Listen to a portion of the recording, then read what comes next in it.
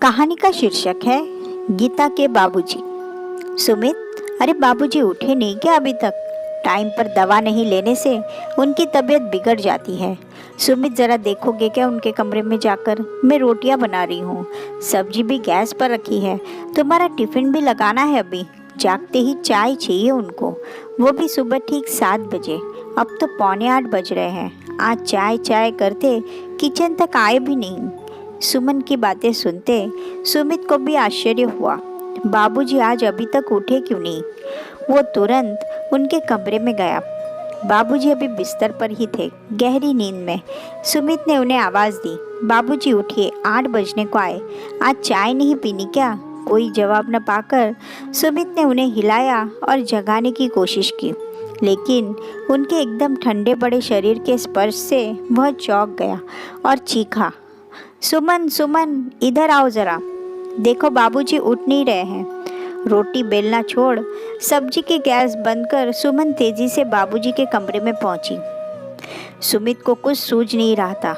बोला, सुमन देखो, बाबूजी उठते नहीं हैं। सुमन ने भी कोशिश की, मगर बाबूजी न जागे। उसकी आंखों से अश्रु बह निकले। फिर खुद को मानो सांत्वना देती हुई वो बोली, ज़रूर रात की दवाओं के असर से गहरी नींद में है। ठहरो, मैं डॉक्टर को फ़ोन करती हूँ। सुमन ने बाबूजी के रेगुलर डॉक्टर को कॉल किया। हेलो डॉक्टर साहब, मैं गीता बोल रही हूँ। डॉक्टर, हाँ गीता बोलो। बाबूजी तो ठीक है ना? परसों ही तो उन्हें चेक किया था, बीपी बढ़ा हुआ था, इसलिए मैंने दवाई भी चेंज कर दी है। सुमन, डॉक्टर साहब, बाबूजी उठ नहीं रहे, प्लीज़ आप जल्दी घर आएंगे क्या? डॉक्टर, हाँ, मैं तुरंत आता हूँ। 10 मिनट में डॉक्टर साहब आ गए। बाबूजी को चेक किया, फिर सुमित की पीठ पर सांत्वना की थपकी देते हुए बोले, सुबह सुबह ही डेथ हुई है इनकी, बीपी ही इन पर भारी गुजरा। मैं डेथ सर्टिफिकेट बना देता हूँ। डॉक्टर की बात सुन सुमन हिचकियाँ ले लेकर रोने लगी। डॉक्टर ने उसे कहा, गीता, जन्म मरण हमारे हाथ में थोड़ी होता है, और फिर उम्र भी तो हो गई थी इनकी, होनी को कौन टाल सकता है। फिर सुमित की ओर देखते हुए वो बोले, मैं तो कहता हूँ अच्छा ही हुआ जो तकलीफ से निजात पा गए। अल्जाइमर रोग बहुत तकलीफ देह होता है, खुद पेशेंट के लिए भी और उसके नाते रिश्तेदारों के लिए भी। डेथ सर्टिफिकेट पर उनका नाम क्या लिखूं? उन्हें चेक करने आता था तो तुम लोगों की देखा देखी मैं भी उन्हें बाबूजी ही कहता था। गीता के बाबूजी के रूप में ही जानता हूँ मैं इन्हें। डॉक्टर ने आगे कहा। थोड़ी देर के लिए सुमित और सुमन सकपकाए से एक दूसरे का मुंह देखने लगे। फिर गीता ने चुप्पी तोड़ी और डॉक्टर से बोली, डॉक्टर साहब, मेरा नाम गीता नहीं सुमन है। पिछले 10 सालों से मैं बाबूजी के लिए गीता बनी हुई थी। डॉक्टर, क्या मतलब? सुमन, कोई 10 साल पुरानी बात है डॉक्टर साहब। मैं साग भाजी लेने सब्जी मार्केट गई थी। खरीदारी के बाद जब मार्केट से बाहर आई और किसी खाली रिक्शा की तलाश में इधर उधर देख रही थी, तभी गीता गीता पुकारते एक बुजुर्गवार मेरे करीब पहुँचे और मेरी बाह पकड़ मुझसे बोले, गीता, अरे मुझे अपना घर ही नहीं मिल रहा। कब से मैं यहाँ खड़ा हूँ, लेकिन किधर जाऊँ कुछ समझ ही नहीं आ रहा। अच्छा हुआ तू आ गई, चल अब घर चले। बुजुर्गवार किसी अच्छे घर से लग रहे थे, दिखने में भी और कपड़ों से भी।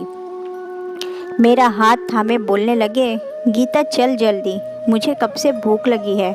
मुझे समझ नहीं आ रहा था कि मैं क्या करूं। बुजुर्गवार की स्नेहमयी मीठी वाणी सुन सोचा कि उनको घर ले जाती हूँ, कुछ खिलाकर शांति से उनका एड्रेस पूछती हूँ और फिर उन्हें उनके घर छोड़ आती हूँ। अंत रिक्शे पर हम दोनों घर आए। घर पहुँचते ही बुजुर्गवार बोलने लगे, गीता जल्दी खाना दे, बहुत भूख लगी है। मैंने जल्दी से थाली में उन्हें उपलब्ध भोजन परोसा तो कई दिनों से के उपवास जैसे वे तेज़ी से खाने लगे। भरपेट भोजन के बाद मैंने उनसे पूछा, बाबूजी आप कहाँ रहते हो, याद है क्या आपको? चलो मैं आपको आपके घर छोड़ाती हूँ। बुजुर्गवार बोले, अरे गीता, यही तो है अपना घर। मुझे कुछ सूझ नहीं रहा था। फिर वे बाहर सोफे पर ही सो गए। शाम को सुमित के घर आने पर मैंने सारा किस्सा सुनाया। फिर सुमित के कहने पर हमने न्यूज़पेपर में गुमशुदा वाले पृष्ठ पर और टीवी के गुमशुदा वाले कार्यक्रम के माध्यम से बुजुर्गवार का एड्रेस और नाते रिश्तेदारों का पता करना प्रारंभ किया। सुमित ने पुलिस थाने में भी बुजुर्गवार की जानकारी दी। पुलिस ने कहा कुछ पता चलने पर खबर करेंगे। तब तक बुजुर्गवार को अपने घर पर रखो या तुम्हें दिक्कत हो तो उन्हें सरकारी वृद्धाश्रम अथवा अस्पताल में दाखिल करवा दो। गीता गीता पुकारते वे मेरे आगे पीछे घुमा करते। गीता आज भिंडी की सब्जी बना, आज बेसन के भजिए वाली कड़ी बना, आज हलवे की इच्छा है, ऐसी फरमाइशें किया करते। उनकी बातें, उनका अपनापन देख सुन मेरा मन भर भर आता। बड़े हक से वे मुझे हर बात कहते जो मुझे भी बहुत भाता। हफ्ता गुजर गया लेकिन उनका कुछ पता नहीं चला। उनसे कोई हेल्प नहीं मिलती, लेकिन घर में रह रहे एक बुजुर्ग का अस्तित्व हमें खूब अच्छा लगने लगा। उनके लिए कुछ करना हमें खूब भाता। मैंने और सुमित ने निर्णय लिया कि हम उन्हें कहीं नहीं भेजेंगे, अपने घर पर अपने साथ ही रखेंगे। फिर हमने पुलिस थाने में भी अपने इस निर्णय की सूचना दे दी। बस तभी से बुजुर्गवार हमारे बाबूजी बन गए। 10 बरस हो गए मेरा दूसरा नामकरण गीता हुए। आज बाबूजी के साथ गीता का भी अस्तित्व समाप्त हो गया। बोलते हुए सुमन की आंखों से पुनः झरझर आंसू बहने लगे। सुमन से सारा किस्सा सुन डॉक्टर निशब्द हो गए। थोड़ी देर बाद बोले, इतने सालों में मुझे ज़रा भी महसूस नहीं हुआ कि ये तुम्हारे पिता नहीं बल्कि कोई गैर है। सच कहूँ तो अल्जाइमर बड़ा गंभीर रोग है। आजकल वृद्ध लोगों में यह समस्या बढ़ती ही जा रही है। आज के दौर में खुद की औलादें अपने माता पिता को साथ रखना पसंद नहीं कर रही।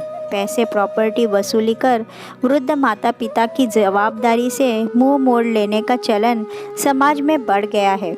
दिनों दिन वृद्धाश्रमों में भीड़ बढ़ती जा रही है, लेकिन इसी समाज में आप जैसे लोग भी हैं, यह मेरे लिए बेहद आश्चर्य का विषय है। फिर डॉक्टर साहब खामोश हो गए। उन्होंने सुमित और सुमन की पीठ पर प्यार और सांत्वना भरी थपकी दी। फिर बाबूजी का डेथ सर्टिफिकेट उन्हें सौंपा और डबडबाई आंखों से घर के मुख्य द्वार की ओर बढ़ गए।